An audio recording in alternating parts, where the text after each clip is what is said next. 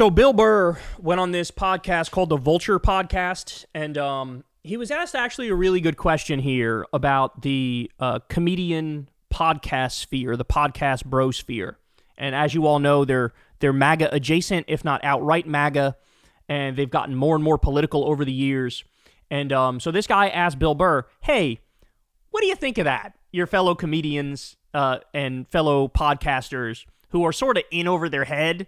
And his answer here is great. Pay close attention. Note the subtext and who he's actually thinking of as he says these things. Let's get it. You're talking about the billionaires and politician stuff. What do you feel, and podcasters, what do you feel about politicians and billionaires who've appeared on podcasts of your peers to try to leverage comedy for their own goals? Oh, dude, it was before that. I remember the first time I saw a president go on the Tonight Show. I thought it was cheapening the office. It's like they never did that. Like when they used to run for office, they would have the debates, and they wouldn't even go on Meet the Press. So, but I just feel like now that everybody has a camera and blah, blah, blah, it's just so all over the place. I just think the landscape of it has changed. All I can say is personally, I would never do it.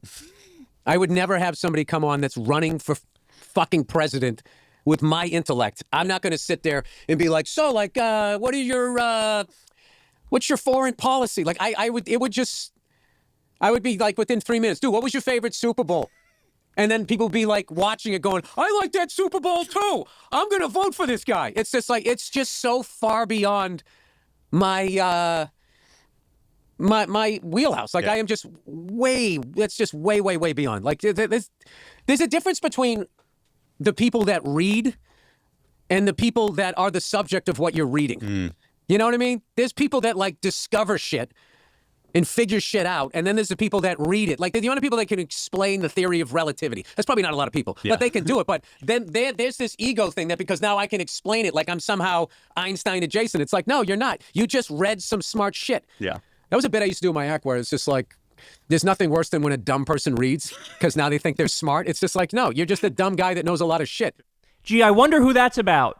Hey, you're not that smart. You just, read some shit. Now you're regurgitating it. And now you think you're a genius because you read some shit, regurgitated it. That's a tough one. That is definitely aimed squarely, not only at his boy Joe Rogan, but also probably Andrew Schultz as well. Those are the two who really, they're 100% in over their heads. There's no doubt about it. They're in over their heads. And what he's saying is, hey, whatever happened to staying in your fucking lane, bro? Whatever happened to staying in your lane? You're a comedian. You're a podcaster, right? You want to talk about jujitsu? Talk about jujitsu.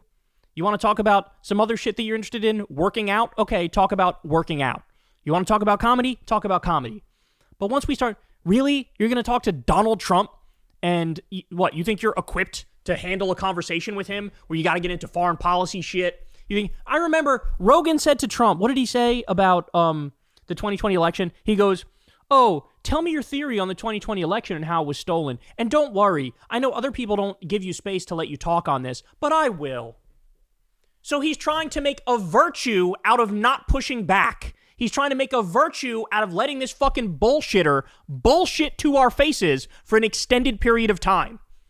That was humiliating. That was embarrassing. I've never seen anything that embarrassing. And in that same podcast, Trump said to Rogan's face, I never said lock her up about Hillary. People in the audience would say lock her up, and I'd go, whoa, that's a little too far. And Rogan just sat there and acted like, hey, Dippy, all you have to do is say, Jamie, pull up a compilation of him saying lock her up, and there'd be one on the screen that's like fucking 7 minutes long in an instant, and you didn't fucking do it. You didn't do it. So it's humiliating. It's embarrassing. And I think Bill Burr knows that. And shout out to Bill for taking this position, but also there was, I think it was Andrew Santino made the same argument. He's another comedian who's in like the Rogan sphere. And he said the same thing. He's like, this is getting a little too serious and a little too heavy for what we are. Like, we're assholes who tell jokes, and that's our lane. And then now, like, really?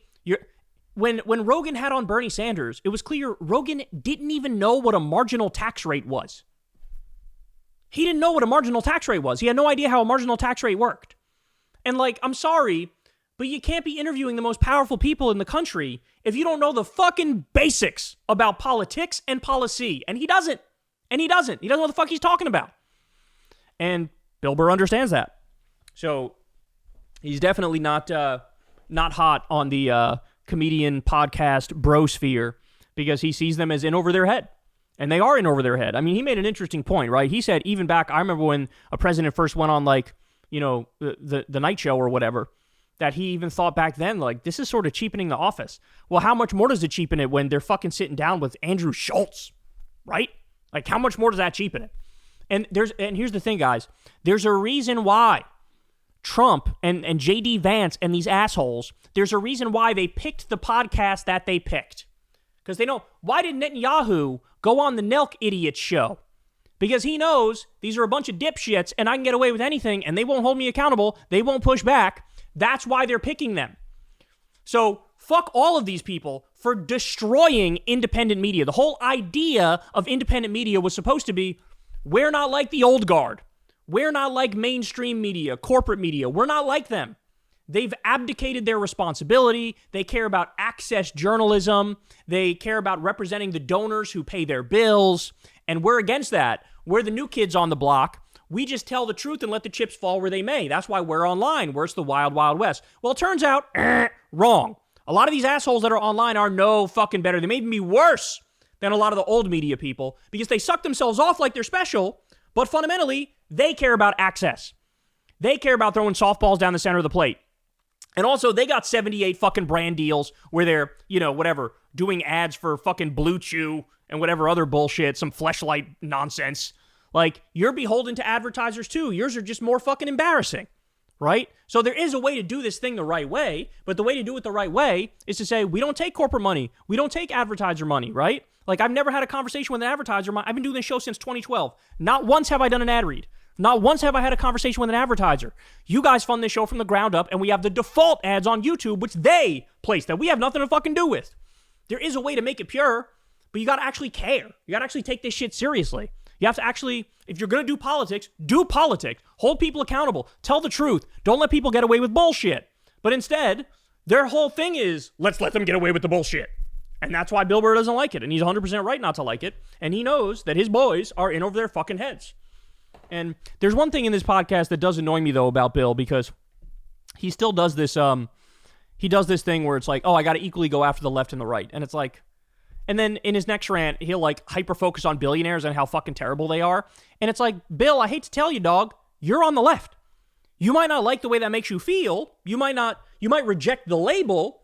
But the fact of the matter is, if you realize that the actual dividing line in our politics is class, you are a leftist. That's how it works. That is the definition of a leftist. And so, you know, the whole like, oh, I got to go after both sides. Like, that's, you got to drop that because that's silly, right? It's like bending over to be neutral, but neutrality is not something to aspire to.